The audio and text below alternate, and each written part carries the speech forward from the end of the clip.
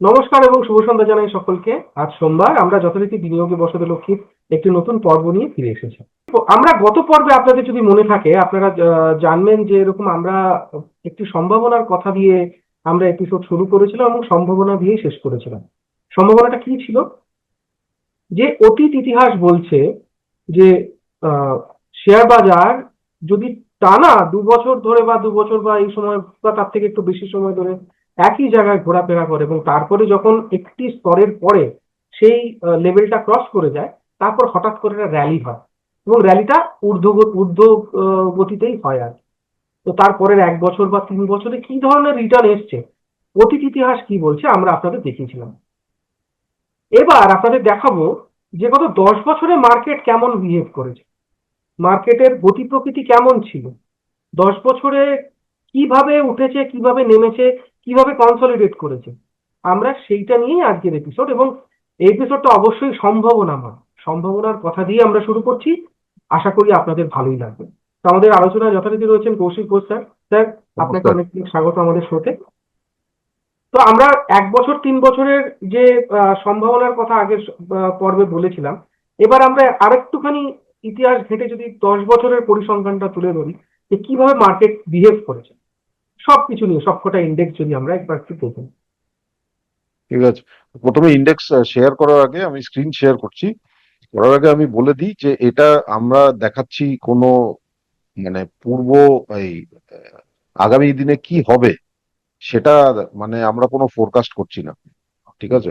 এবার আমরা খালি দেখাচ্ছি যে এরকম হয়ে থাকে, এবং তার একটাই কারণ হচ্ছে আমি বিগত কয়েক মাস ধরে বিভিন্ন প্রশ্ন আমার কাছে এসছে যে মার্কেট কতদিন থাকবে, এই সময় কি আমি ইনভেস্ট করব, তাহলে তাহলে কি মিউচুয়াল ফান্ডটা কি এখন কি করব, মিউচুয়াল ফান্ড না করে কি শেয়ার করব, এরকম অনেক প্রশ্ন এসছে। আমি সব সময় একই উত্তর দিই, সেটা হচ্ছে দেখুন, মার্কেট কি করবে সেটা আমাদের হাতে নয়। আমাদের কাজ মার্কেট ফোরকাস্ট করা নয়। আমাদের কাজ হচ্ছে যদি আমরা মনে করি আমাদের রিস্ক প্রোফাইল অনুযায়ী আমরা বিনিয়োগ করতে পারি, তাহলে আমরা করি। এবং ইকুইটিতে করতে গেলে ন্যূনতম 5 বছরের একটা টাইম দিতে হয়, নাহলে এই গাছে ফল আপনি দেখতে পাবেন। এইটুকু আমরা বলে থাকি। তো যাই হোক, এবার আমি একটু শেয়ার করে নিই এটা। আচ্ছা, প্রথমেই শুরু করি নিফটি 500। এটা হচ্ছে বিগত 10 বছরের চার্ট। এখন আমরা অগাস্ট 2026-এ আছি, এটাও ওই জুন জুলাই 2016 থেকে শুরু। এবার দেখুন একটা এই চার্ট দেখেই আপনারা বুঝতে পারবেন যে কিভাবে মার্কেট ওঠানামা করে। এই 10 বছরে দেখুন মার্কেট চচ্চর করে উঠেছে, কিন্তু মোটামুটি 4 বছর। প্রথমে 2 বছর উঠেছে 2020 থেকে 22, আবার 2 বছর উঠেছে। এবার ব্যাপার হচ্ছে যে বাকি সময় কি করেছে। বাকি সময় দেখুন একটা চ্যানেলের মতো ওর মধ্যেই ওঠানামা করেছে। এবার অদ্ভুত ব্যাপার হচ্ছে, এই দেখুন, ধরে নিন কেউ মার্কেট এখান থেকে এসআইপি করতে আরম্ভ করেছে, এই এখান থেকে, যেখানে আমার অ্যারোটা আছে। হুম। এবার সে তো প্রায় 1 বছর ধরে দেখছে আমি এসআইপি করে যাচ্ছি, মার্কেট তো উঠেই যাচ্ছে, কি ভালো। হুম। তারপর দেখুন মার্কেট কিন্তু প্রায় 2 বছর ধরে সেই একই একই জায়গায় জায়গায়, ঘুরপাক তারপর খেয়েছে। করোনাতে হঠাৎ ধাপ করে, এবার চিন্তা করুন করোনাতে ইনি এখান থেকে এসআইপি শুরু করেছেন, 3 বছর হয়ে গেছে। লোকে বলে দীর্ঘমেয়াদী হন, 3 বছরের মাথায় হঠাৎ এমন একটা জিনিস এলো যে আমার এসআইপি রিটার্ন মানে সিঙ্গেল ডিজিট বা জিরোতে নেমে গেল। হ্যাঁ। এবার দেখুন এই যে চচ্চর করে যখন পড়ছে, তখন অনেকেই ভয় পেয়ে বেরিয়ে যান, যে আমার যা লাভ আছে সেটা নিয়ে বাবা বেরিয়ে যাই। হুম। কিন্তু এবার দেখুন এইখানে করোনা হয়েছিল, এই এই হচ্ছে একদম নিচে। এরপর থেকে যখন উঠলো 2 বছর, চচ্চর করে উঠে গেল, একদম। এবং এখান থেকে ওখান পুরো ডবলের বেশি হয়ে গেল। তারপর আবার এবার ধরে নিন কেউ মার্কেটে এই সময় ঢুকেছে, এই হুম। সময় ঢুকেছে, বিভিন্ন সময় ঢুকেছে, আবার সেই দেখছে আরে এর আগে তো আমি দেখলাম বিগত আমার বন্ধু বান্ধবরা বলছে আরে 2 বছরে দুর্দান্ত রিটার্ন আসছে, 2-3 বছরে, এখন আর রিটার্নই আসে না। আবার 2 বছর পর হঠাৎ দেখা গেল মার্কেট আবার। আবার র্যালি করতে শুরু করলো।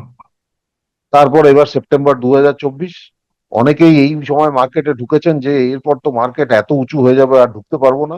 হুম। ব্যাস, তারপর হয়ে গেল 2 বছর ধরে ঘোরাফেরা করছে একটা বড় রেঞ্জে। এই হচ্ছে মার্কেটের নিয়ম। এবার ভবিষ্যতে কি হবে এরপর থেকে সেটা কিন্তু বলা অসম্ভব। এই কেননা কেউ বলবেন আচ্ছা এর আগে তো 2 বছর পরে হঠাৎ চচ্চর করে উঠেছে, তাহলে এবারও ওঠা উচিত। হুম। তার আগে দেখুন না 3 বছর ধরে ঘোরাফেরা করেছে না, এবার তো আমরা জানি না কতদিনে উঠবে বা নামবে বা কি হবে।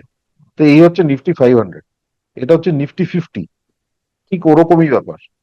খালি একটু গ্রাফটা মানে আপনার উপর নিচটা একটু বেশি কম ধরে হ্যাঁ, নিতে পারেন। নড়াচড়া একটু কম হয়েছে বুঝতে পেরেছি। হ্যাঁ, এবার নিফটি 50 হলো এটা। এটা হচ্ছে নিফটি নেক্সট 50, যেটাকে নিফটি জুনিয়র বলে। হুম। এবার দেখুন নিফটি নেক্সট 50-তে দেখুন এই 2 বছর এত ফাস্ট উঠেছে, তাই জন্য পরে দেখুন নেমেওছে ওরকম। ওরকম ফার্স্ট ঠিক। এবার ঘোরাফেরা করছে এখানে, ঠিক আছে। এবার অনেকেই বলবেন তাহলে দাদা তাহলে তো মিউচুয়াল ফান্ড করে লাভ নেই, কেননা আমরা তাহলে অপেক্ষা করে থাকবো যে কখন মার্কেট নিচে আসবে তখন আমরা লামসাম করে দেবো। দাদা সমস্যা দুটো। এক হচ্ছে আপনি জানেন না কখন নিচে আসবে এবং কোথায় নিচেটা আছে, যেরকম ভাবে আপনি জানেন না কখন উপরে আসবে আর কোথায় উপরটা আছে। দ্বিতীয় হচ্ছে আপনি যে লামসাম করবেন তো টাকাটা কোথায় ধরে রাখবেন, হুম। তাই না? তাই জন্য আমরা সবসময় বলি এই নিয়ে মাথা ব্যথা করে খুব একটা লাভ নেই। আপনারা যেরকম ভাবে ইনভেস্ট করছেন, এসআইপি করুন, এসটিপি করুন, যেরকম ভাবে করছেন করে যান। যারা ফান্ড ম্যানেজার আছে তারা জানেন যে তাদের কাজ হচ্ছে এইসব করা, যে মার্কেট কোথায় বেশি উঠে গেল তাহলে কি ইকুইটিটা বেচে দেবো, এখন ক্যাশে রাখবো, তারপর মার্কেট নিচে নামলে তখন আবার ইকুইটি কিনবো। তারা এই এই জিনিসগুলো করে। আমাদের পক্ষে হ্যাঁ করা সম্ভব, কিন্তু তাহলে আপনাকে রোজ মানে এই ব্যাপারে পড়াশোনা করতে হবে এবং কাজ করতে হবে। এটা হচ্ছে নিফটি মিড ক্যাপ। এবার অদ্ভুত ব্যাপার হচ্ছে মিড ক্যাপ দেখুন 2026-এ এই সময় এই রেঞ্জটা থেকে বেরিয়ে গেছে। তার মানে কি হুম। এরপরে চটচর করে এইরকম ভাবে উঠতে আরম্ভ করবে বা এরকম ভাবে উঠতে আরম্ভ করবে? এটা তো বলা যাবে না দাদা, এটা বলা যাবে না। কেননা হতে পারে উঠলো, আবার হতে পারে আবার একটু নিচে এসে আবার এরকম ভাবে আরো 1 বছর চললো, এটা কেউ জানে না। একটাই জিনিস মার্কেটে আছে, ধৈর্য ধরে থাকতে হবে, একটু ইতিবাচক হতে হবে, শৃঙ্খলাবদ্ধ থাকতে হবে। তাছাড়া কোনো উপায় নেই। দেখুন যে যিনি এখান থেকেও শুরু করেছেন তৎকালীন মার্কেট হাইতে, হ্যাঁ, তিনি 5 বছরে কিন্তু তার লাভই হয়েছে। যিনি বেশিতে এখানে, অবশ্যই অবশ্যই বেশিতেই শেষ করেছে। হ্যাঁ, যিনি এই জায়গায় এসছেন যেখানে এই প্রথমবার মার্কেটটা চচ্চর করে উঠলো, এখন ভাবছেন যে আরে মার্কেট আরো উঠবে, এবার এবার আমি বিনিয়োগ করি। তারপর 2 বছর তাকে সহ্য করতে হয়েছে মানে একটু বিষণ্ণতা। হুম। তারপর কিন্তু ধরে নিন 1 বছরে টেনে দিয়েছে ওটা। একদম। আর পাঁচ পাঁচ বছরে তো টেনে দিয়েইছে, তাই5 বছর না? অনেক টেনে দিয়েছে। হ্যাঁ। এবার ধরি স্মল ক্যাপ, সে একই গল্প, ঘুরে ফিরে সেই একই গল্প। 10 বছরের মধ্যে মোটামুটি 6 বছর ওপর নিচ করে গেছে আর 4 বছর ওপরে টেনেছে ফুল স্পিডে। এবার দেখুন সোনা, হুম। সোনাও কিন্তু ওরকম গল্প, কিন্তু সোনার গল্পটা একটু আলাদা, কেননা সোনা হচ্ছে আন্তর্জাতিক পণ্য, মনে হুম। রাখবেন। হুম। তাই জন্য এখানে ভোলেটিলিটি অনেক বেশি, এবং এটা রিটার্ন কখন আসবে কি আসবে সেটাও কিন্তু বলা খুব কঠিন।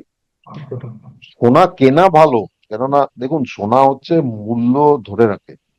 কেননা আমাদের ভারতীয় টাকার যে মূল্য হ্রাস হচ্ছে, এটা প্রতি বছর ডলারের এগেনস্টে প্রায় 3-4% হয়েই থাকে, ডেপ্রিসিয়েট করতেই থাকে। আর সোনার মূল্য তো আন্তর্জাতিক বাজারে ডলারে হয়, তাই জন্য প্রতি বছর 3-4% তো এনিওয়ে সোনার দাম টাকায় বেড়ে যাবে। হুম। তাছাড়া আপনার বিভিন্ন জায়গায় কি হচ্ছে, সব সরকার, পৃথিবীর সব জায়গায় সব সরকার দেনায় ডুবে আছে। আমেরিকা বলুন, জাপান বলুন, ভারত বলুন, চীন বলুন, সবাই ডুবে আছে। সবাই। তাই জন্য সবাই নোট ছাপছে দেনাটাকে যে সুদ দেওয়ার জন্য।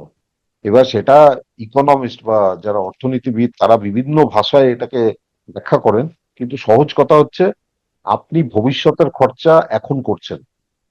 সে যে কারণেই হোক, আপনি আমেরিকার মতো খালি যুদ্ধ করে যাচ্ছেন সেটার খরচা, বা আমাদের যেরকম এত ভাতা দেওয়া হচ্ছে সেটার খরচা, এই সবই এরকম মানে ভবিষ্যতের খরচাটা এখন করা হচ্ছে। তাতে দেনা বাড়ছে, আর কিছু হচ্ছে না।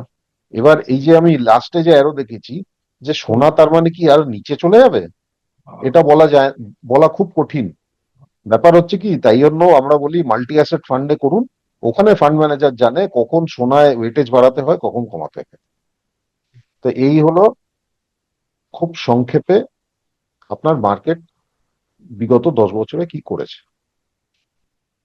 স্যার আমরা যদি দু তিনটে এপিসোড পেছনে চলে যাই, আমরা এরকম একটি এপিসোড করেছিলাম যেখানটা দেখিয়েছিলাম যে এই যে যখন সবাই বলছে যে মার্কেট গেল গেল ডাউন হয়ে গেছে অনেক, মানে একেবারে রিটার্ন আসছে না বা কিছু, সে সময় কিন্তু আমরা মানে পরিসংখ্যান বলছে, আপনি সে টেবিল দেখিয়েছিলেন যে কনজারভেটিভ, মডারেট এবং অ্যাগ্রেসিভ, এই যে তিনটে পোর্টফোলিওতে যে রিটার্নটা সেটা দেখে মানে খুব লিউক্রেটিভ, কিন্তু ভীষণই আকর্ষণীয় রিটার্ন।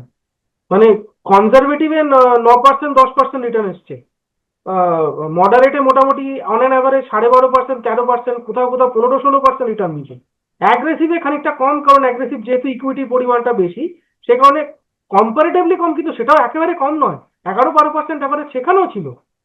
তাহলে একটা জিনিস তো পরিষ্কার স্যার, যে কনসলিডেশনের সময় যে উপর নিচটা হচ্ছে, সে সময় কেউ যদি নিজেদের এসআইপিটা বন্ধ না করেন, তারা যদি চুপচাপ করে যান, তাহলে কিন্তু তাদের সেই জায়গায় ডিপে গিয়ে লাভ কিন্তু আলটিমেটলি হচ্ছে, তাই নয় কি? একদম, একদম। তাহলে আরেকটা দর্শকদের জিনিস মনে করা রাখতে হবে, হবে, মানে সেটাই বক্তব্য। আরেকটা জিনিস মনে রাখতে হবে, দেখুন এখন সোশ্যাল মিডিয়ার যুগ। সমস্যাটা হচ্ছে সোশ্যাল মিডিয়া দেখবেন যখন মার্কেট নিচে যাচ্ছে তখন হাজার হাজার ভিডিও আছে আপনি কেন মার্কেটে বিনিয়োগ না করে এফডি তে রাখবেন, ঠিক হুম। আছে, বা আপনি মিউচুয়াল ফান্ডে এসআইপি করে কি আপনার ক্ষতি হচ্ছে। হুম। আচ্ছা, যখন মার্কেট উপরে যাবে, ধরে নিন মাস দুয়েক মার্কেট উপরে গেল, এই সময় কোন ফান্ডটা ভালো, হুম। কোন ফান্ড বিগত 6 মাসে ভালো রিটার্ন দিয়েছে, কোন ফান্ড বিগত 1 বছরে ভালো রিটার্ন দিয়েছে, এরা মনে রাখবেন এইসব ভিডিওগুলো বানানো হয় ভিউজ এর জন্য। কত লোকে দেখছে, কেননা ওই ভিউজ বেচেই কিন্তু তারা টাকা পাচ্ছে, হুম। আইদার মেটা থেকে পাচ্ছে বা গুগল থেকে পাচ্ছে, বা বিজ্ঞাপনদাতা যারা মেটা গুগলে অ্যাডভার্টাইজ করে সেখান থেকে ওদের শেয়ার দেওয়া হয়। এটাই মনে রাখবেন কিন্তু। তাই জন্য এই এত ভিডিও দেখে মাথা খারাপ করে কোনো লাভ নেই। এখানে আমাদের দেশে সেবি একটা নির্ধারণ করে দিয়েছে যে অ্যাসেট ম্যানেজমেন্ট কোম্পানি আছে, তারা পেশাদারি ফান্ড ম্যানেজার, তারা তাদের অনেক নিয়ম কানুন আছে, তারা এমনি আনতাবড়ি এদিক ওদিক বিনিয়োগ করতে পারেন না। ওখানে আপনি চুজ করুন কোন ফান্ড, যে ফান্ডই চুজ করুন, কোনো ফান্ডই কিন্তু সবসময় নাম্বার 1 থাকবে না, থাকা যায় সেটাই। না। কেননা প্রতিটা ফান্ডের ইনভেস্টমেন্ট ফিলোসফি আলাদা। অনেক সময় হয় দেখা যায় খুব ভালো ফান্ড যেটা বিগত 10 বছরে রিটার্ন নাম্বার 1, সে হয়তো বিগত 2 বছরে নাম্বার মানে লাস্টে আছে ওই ক্যাটাগরিতে। তার মানে কি ফান্ড শেষ হয়ে গেল? ফান্ড ম্যানেজারও এই, ফান্ড হাউসও সেই, কিছুই বদলায়নি। এটাই একেবারে। হচ্ছে ইকুইটি মার্কেট বা ইনভেস্টমেন্টের একটা নিয়ম। ভোলেটালিটি থাকবে। আবার আমি বলছি, আগের পর্বে আমরা কি বলেছিলাম, যদি ভোলেটালিটি না থাকতো তাহলে তো ইনভেস্টমেন্ট কিছুই ছিল না। আপনার এফডির মতো, আমি টাকা ঢেলে দিলাম, রোজ বাড়ছে, হয়ে গেল, তাহলে তো আর কিছুরই দরকার ছিল না, কিন্তু এফডির মতো, তাই না? এবার এফডির মতো শিওর শর্ট রিটার্ন যখন পান, কেন পান? কেননা আপনার কোনো ভোলেটালিটি নেই। আপনি বেশি রিটার্ন যখন চাইবেন তখন আপনার ভোলেটিলিটি থাকবে ওপর নিচ। তাই জন্য রিস্কটাকে ভালো করে মেজার করতে হয়, নির্ধারণ করে আপনার ঝুঁকি কি নিতে পারেন, রিস্ক প্রোফাইল যেটাকে বলে, সেই অনুযায়ী পোর্টফোলিও বানিয়ে সেই অনুযায়ী ইনভেস্ট করতে হয়। এবং ইনভেস্টমেন্ট যখন শুরু হয়, একটাই প্রশ্ন আমি করি, আমরা আমাদের ক্লায়েন্টদের করি, আপনি যে এই টাকা বিনিয়োগ করবেন এটা আপনার কতদিনে দরকার, কিসের জন্য করছেন? কেউ যদি বলেন আমার 2 বছরের মধ্যে দরকার, আমরা কোনোদিন ইকুইটিতে বলি না, কোনোদিন না। তার কারণ হচ্ছে এখন দেখাই যাচ্ছে তো বিগত 2 বছরে ইকুইটি কি করেছে, রিটার্ন দিয়েছে, কিচ্ছু দেয়নি না, তো। কিচ্ছু না। তো তাই জন্য আপনি ইকুইটিতে ঢেলে তারপর আমাকেই বলবেন যে আপনি তো বলেননি। তাই জন্য আমরা আগে বলে দিই, আপনার এই মেয়াদে আপনার টাকা দরকার, ইকুইটিতে করবেন না। এই মেয়াদে টাকা দরকার, ইকুইটিতে করতে পারেন। আপনার রিস্ক প্রোফাইল অনুযায়ী কত ডেট, কত ইকুইটি, কত গোল্ড, ওই অনুযায়ী করুন, ব্যাস। তো স্যার আমরা তো প্রত্যেকবারই একই জায়গায় শেষ করি, তো বলি যে রিস্ক প্রোফাইলিং করেন না। আমি আগেও একটি পর্বে আপনাদের সবাইকে জানিয়েছিলাম যে রিস্ক প্রোফাইলিং করতে কোনো টাকা পয়সা কিছু লাগে না। আপনারা দয়া করে রিস্ক প্রোফাইলিংটা করুন। সেটা করলে বোঝা যাবে আপনার রিস্ক অ্যাপেটাইটটা কিরকম, আপনি কতটা রিস্ক নিতে পারবেন, আপনার মনের জোর কতটা। মানে আপনি যে টাকাটা মিউচুয়াল ফান্ডে বিনিয়োগ করছেন, সেই টাকাটা কতটা পর্যন্ত নিচে গেলে আপনার হার্টবিট ঠিকঠাক থাকবে, তার একটা পরিচায়ক হচ্ছে আপনার রিস্ক প্রোফাইল। আপনি সেই রিস্ক প্রোফাইলিং অনুযায়ী যদি আপনার বিনিয়োগটি করেন, যদি বিনিয়োগ ধরে রাখেন, তাহলে আপনার টেনশন কম, আপনার টাকার গ্রোথ বা এই নিয়ে অতটা চিন্তা করতে হবে। আর আপনার যাতে চিন্তা না করতে হয় তার জন্যই মিউচুয়াল ফান্ড ডিস্ট্রিবিউটর বা আপনার যে যিনি পরামর্শদাতা, যিনি আপনার যার কথা শুনে আপনি বিনিয়োগ করেন, তিনি রয়েছেন আপনার পাশে। ওই আগের একটি পর্বে আমি বলছিলাম যে সঠিক পথ প্রদর্শন করার জন্য গুরুর প্রয়োজন হয়। এক্ষেত্রে আপনার টাকা পয়সার ক্ষেত্রে যে সঠিক পথ প্রদর্শন করবেন সেরকম একজন গুরুকে বেছে নিন, যিনি আপনাকে ঠকাবেন বা যিনি আপনাকে খারাপ পরামর্শ দেবেন না, তেমন একজনকে বেছে নিন। সেটাই আমরা আমরা বলতে চাই। দ্বিতীয় কথা, কৌশিক স্যার একটা খুব গুরুত্বপূর্ণ কথা বললেন যে এই যে আপনারা সোশ্যাল মিডিয়া থেকে প্রভাবিত হয়ে যান যে কেন এফডিতে রাখবেন, আর কোন ফান্ড 6 মাসের মধ্যে বিরাট একটা আপনাকে ফকির থেকে রাজা করে দিল, তার উপর নির্ভর করে আপনারা বিনিয়োগ করলে কিন্তু বারবার আপনাদের পস্তাতে হবে। তারা শুধুমাত্র ভিউজ কুড়োনোর জন্য এই ধরনের পর্বগুলো বা এই ধরনের অনুষ্ঠান করে থাকে। আমাদের গুরুত্বপূর্ণ ভূমিকা রয়েছে সংবাদ মাধ্যম হিসেবে, এবং আমরা চাই যে আমাদের এই ভূমিকাটি সদর্থক ক্ষেত্রে ব্যবহৃত হোক। আমরা শুধুমাত্র ভিউজ থেকে টাকা রোজগার করার জন্য আমরা এটি করছি না। এই অনুষ্ঠান আমাদের বাংলা সংবাদ মাধ্যম যদি আপনারা ঘেঁটে দেখেন, কটা সংবাদ মাধ্যম এ ধরনের অনুষ্ঠান করে আপনারা নিজেরাই বলুন না, যে আপনাদের সচেতন করার জন্য ঘরে থেকে বোনের মোষ কজন তাহার। আমাদের এই ভিউজ দিয়ে কিছুই হয় না। আমরা শুধুমাত্র করছি যে যদি সমাজের একটা শ্রেণী নিজেদের উন্নীত করতে পারেন তাহলে সার্বিকভাবে সমাজ এবং দেশের উপকার হয়, এবং সেক্ষেত্রে কি হবে, গোটা সমাজ গোটা দেশ এক্ষেত্রে লাভবান হয়। আমাদের উদ্দেশ্যটাই সেটা। তো আপনারা যদি সাবধান থেকে ভালো পরামর্শ মেনে বিনিয়োগ করেন এবং তার ক্ষেত্রে লাভবান হন, সেই লাভটা যে অতিরিক্ত লাভটা পাচ্ছেন সেটা আপনি কি করবেন? খরচই করবেন। কোথায় খরচ করবেন? বেশিরভাগ এদেশেই খরচ করবেন। খরচ করলে কি হবে, মার্কেটটা বুম করবে, আর কিছু না। তার সুফলটাই আবার আপনি পাবেন। আবার আপনি বিনিয়োগের ক্ষেত্রে বেশি টাকা রিটার্ন পাবেন, মানে আপনারই টাকা রোল আউট করে বারবার আপনার কাছে ফিরে আসবে। তা আমাদের উদ্দেশ্য সেটাই, এছাড়া আমাদের অন্য কোনো উদ্দেশ্য নেই। তো সেজন্যই আবার একই কথা বলে আমরা শেষ করবো যথারীতি, যে বিনিয়োগে থাকুন। কখন নিচে নামছে কখন উপরে উঠছে এটা কেউ প্রেডিক্ট করতে পারে না। তা আপনারাও প্রেডিক্ট করার চেষ্টা করবেন না, আপনারা দীর্ঘমেয়াদী থাকুন। দীর্ঘমেয়াদী না থাকলে কিন্তু লাভের মুখ দেখাটা বড় মুশকিল এক্ষেত্রে। তো ফলে আপনারা দীর্ঘমেয়াদী থাকুন, বিনিয়োগে থাকুন এবং শৃঙ্খলাবদ্ধ থাকুন, যে এই টাকাটা আমি করবই এবং প্রতি বছর স্টেপ আপ করবই, এরকম একটা ধারণা নিয়ে চলুন। তাহলে আপনাদের যেটা হবে, আপনাদের আখেরে আপনাদের লাভ হবে। আপাতত এই নোট নিয়েই আমরা আজকের পর্ব শেষ করছি। খুব শিগগিরই আবার আপনাদের সঙ্গে দেখা হবে। নমস্কার। নমস্কার, ধন্যবাদ। আমাদের ভিডিও ভালো লাগলে লাইক এবং শেয়ার করুন। কমেন্ট সেকশনে গিয়ে জানান আপনাদের মতামত। আরও ভিডিও পেতে আমাদের চ্যানেল সাবস্ক্রাইব করুন এবং প্রতি মুহূর্তে খবরের আপডেট পেতে প্রেস করুন বেল আইকন।